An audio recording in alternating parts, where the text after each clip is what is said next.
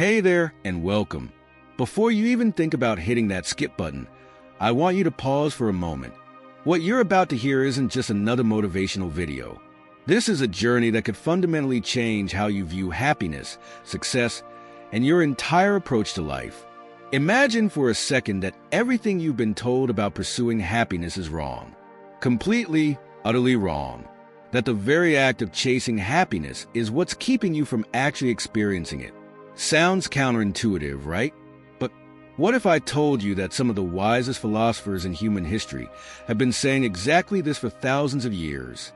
Today we're diving deep into a radical perspective on happiness, one that comes straight from the ancient Stoic philosophers.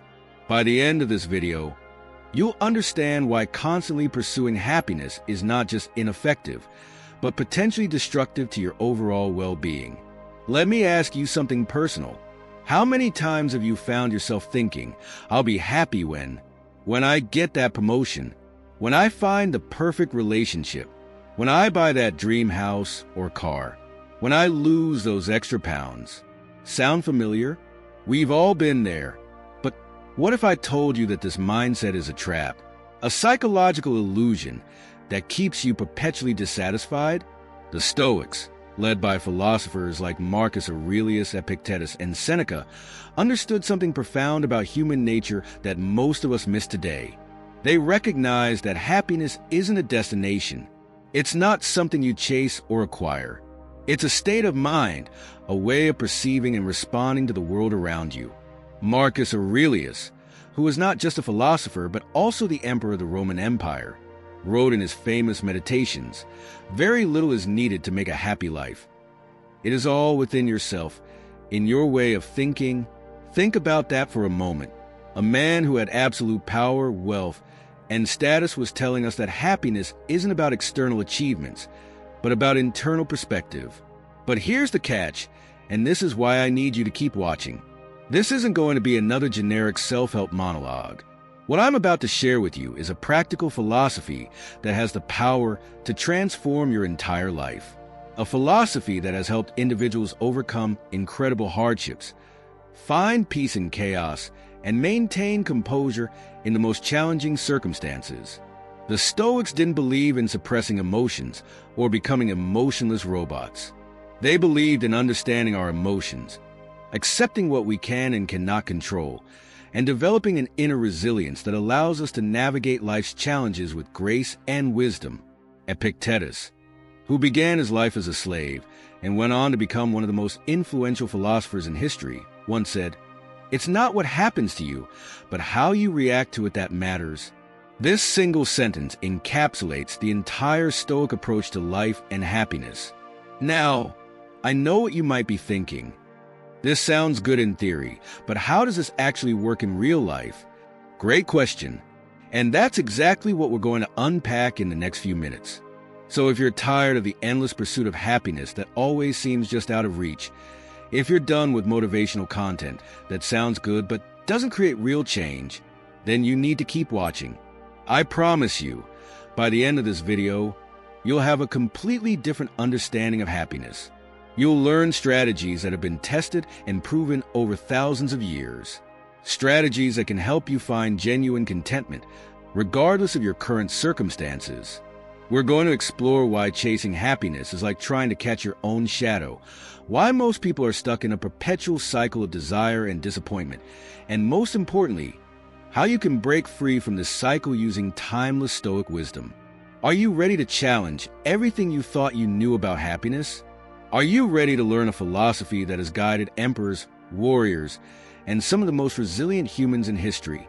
Then take a deep breath, settle in, and let's begin this transformative journey. Let's start by understanding a fundamental truth that the Stoics recognized centuries ago. Happiness is not something external that you acquire. It's an internal state of being that you cultivate. Think about how our modern world operates.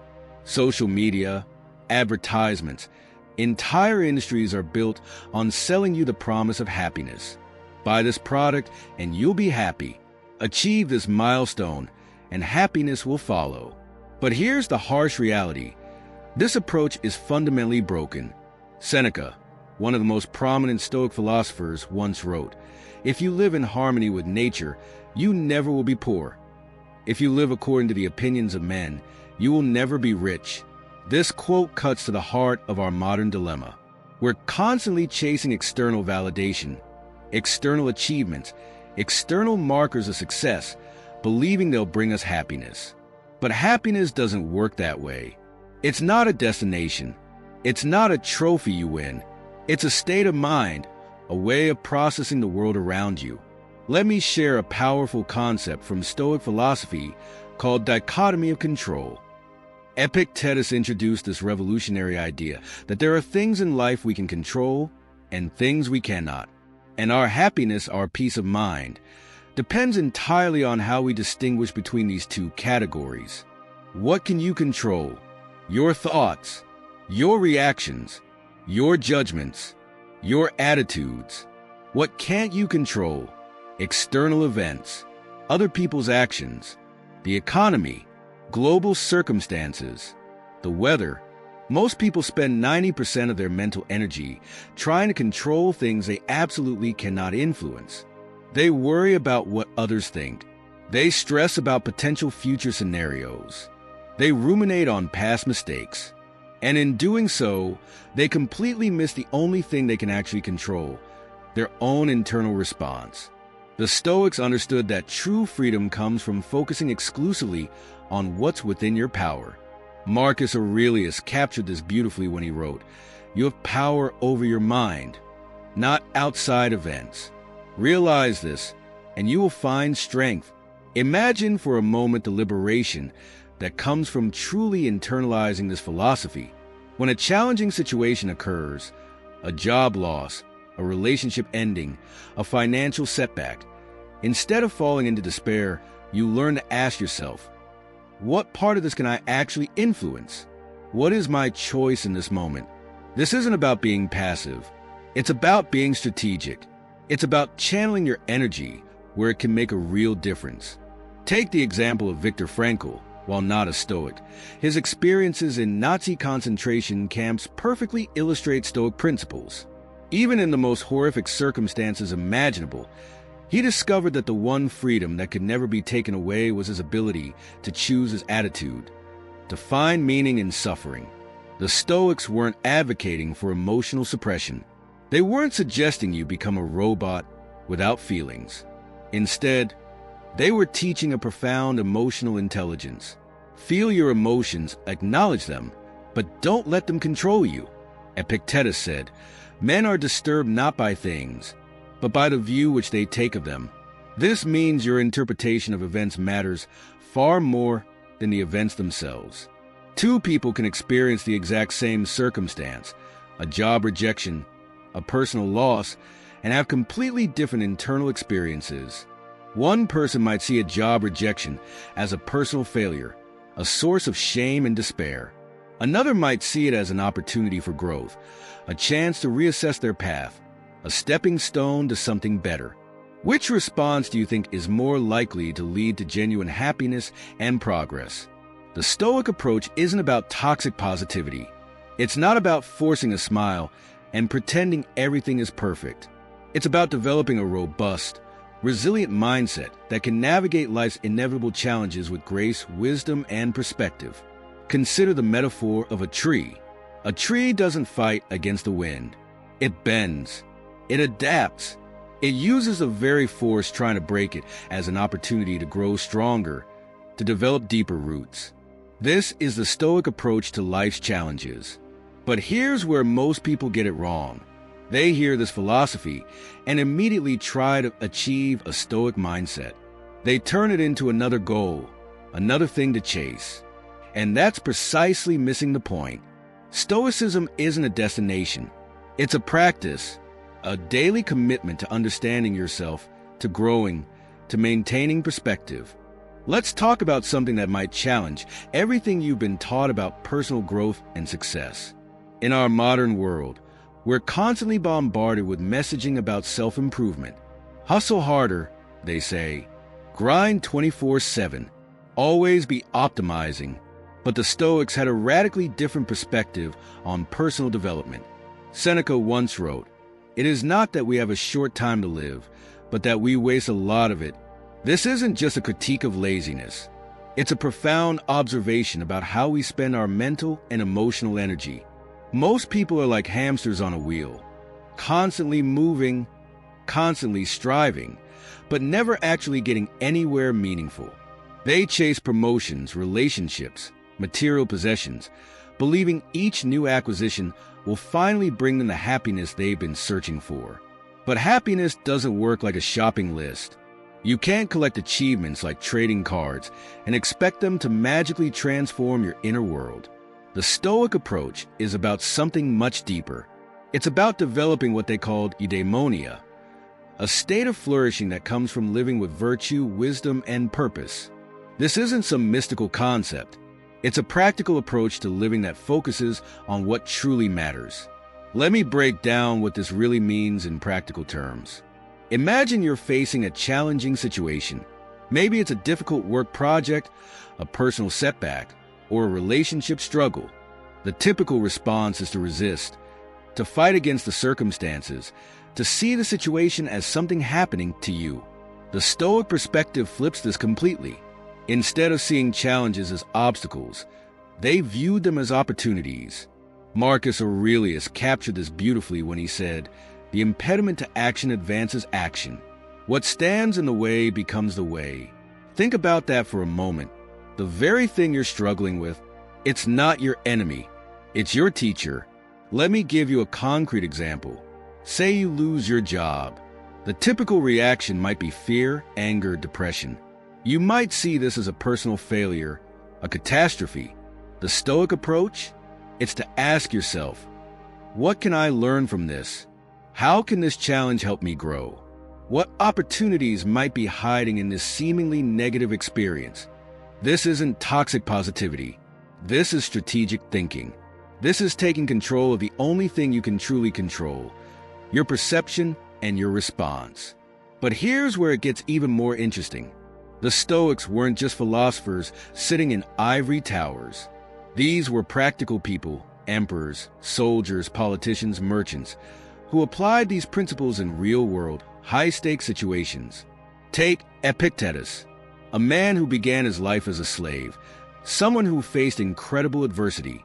Yet he developed a philosophy that allowed him to find inner peace and purpose, regardless of his external circumstances. He said, "He is a wise man who does not grieve for the things which he is not, but rejoices for those which he has." In our current world of constant comparison, constant consumption, this might sound revolutionary, but it's actually the most natural thing in the world. It's about appreciating what you have, rather than constantly mourning what you lack. This doesn't mean you stop having goals or stop working towards improvement.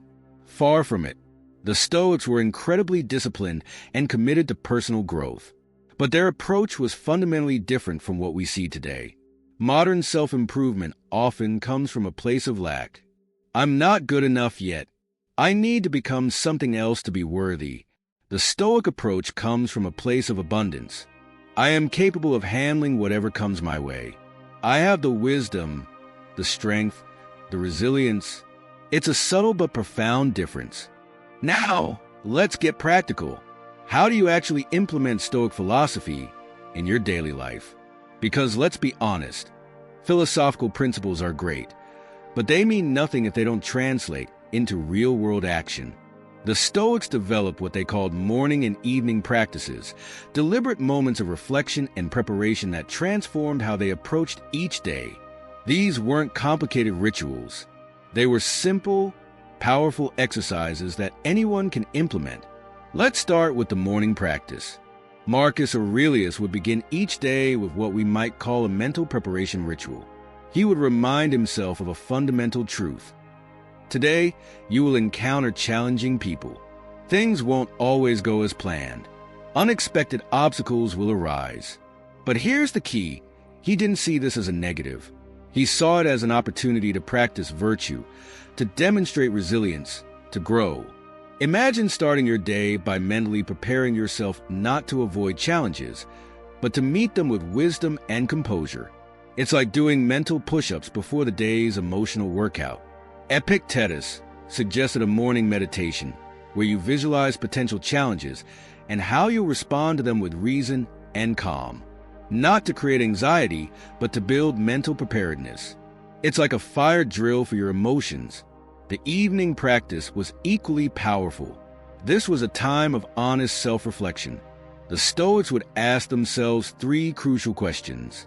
First, what did I do well today? Where did I demonstrate wisdom, courage, or compassion? Second, where did I fall short? Not as a moment of self-punishment, but as an opportunity for genuine learning and growth. Third, how can I do better tomorrow? This isn't about perfection. It's about continuous, incremental improvement. Small, deliberate choices that compound over time. Let me share a personal transformation story that illustrates this philosophy. I worked with a client, let's call him David, who was constantly stressed. High-powered executive, great job, but perpetually anxious. He was chasing happiness through achievement, always believing the next promotion, the next milestone would finally bring him peace. We started implementing Stoic practices, not as a magical solution, but as a deliberate, daily practice of mental training. First, we worked on his morning routine. Instead of immediately checking emails and diving into work stress, he began with a 10-minute reflection. What can I control today? Where might challenges arise? How do I want to show? Let's dive deeper into something that makes Stoic philosophy truly revolutionary, its approach to emotional management. In our current world, we're told to chase positive emotions and avoid negative ones. But the Stoics had a radically different perspective. Emotions aren't something to be conquered or eliminated. They're information. They're signals, but they're not commands. Imagine your emotions as weather patterns. A storm doesn't define the entire landscape. It passes. The same is true for your internal emotional experiences. Anger, sadness, frustration. These are temporary states, not permanent conditions. Epictetus understood this profoundly when he said, "There is only one way to happiness, and that is to cease worrying about things which are beyond the power of our will." Modern psychology has actually caught up with what the Stoics knew thousands of years ago. Cognitive behavioral therapy, one of the most evidence-based psychological approaches, shares remarkable similarities with Stoic philosophy. Both emphasize that our thoughts create our emotional experience, not external events. Let me break this down with a practical example.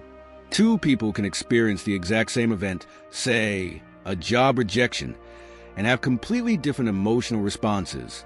Why? Because of their interpretation of the event. One person might think, "I'm a failure. I'll never succeed." Another might think, "This is an opportunity to learn, to grow, to find a better path." The event is identical. The interpretation, and consequently, the emotional experience, is entirely different. This is where the Stoic practice of negative visualization comes into play. And no, this isn't about creating anxiety. It's about building emotional resilience. The practice involves periodically imagining worst-case scenarios, not to terrify yourself, but to do two crucial things. First, to realize that you can handle more than you think. Second, to appreciate what you currently have. Marcus Aurelius would regularly practice this. He would imagine losing everything, his position, his wealth, his status, not as a form of self-punishment, but as a way of building gratitude and emotional flexibility. Consider how this might transform your own life. What if, instead of constantly worrying about potential losses, you periodically imagine losing something, and then realize you would survive, that you are more resilient than you give yourself credit for? It's a counterintuitive approach to happiness. Instead of trying to accumulate more, you learn to appreciate what you already have. Instead of avoiding discomfort, you build the capacity to move through it with grace. This doesn't mean becoming emotionless or suppressing your feelings. The Stoics weren't about emotional repression. They were about emotional intelligence. They understood that emotions are natural, but they don't have to control you. Seneca put it beautifully. We are more often frightened than hurt, and we suffer more in imagination than in reality. Think about the last time you were anxious about something. How much of that anxiety was based on actual events, and how much was pure imagination? How much mental energy did you waste worrying about something that never actually happened? The Stoic approach provides a framework for handling these moments, not by eliminating them, but by changing your relationship with them. Thanks for watching the video, and always stay resilient, stay strong, and stay stoic.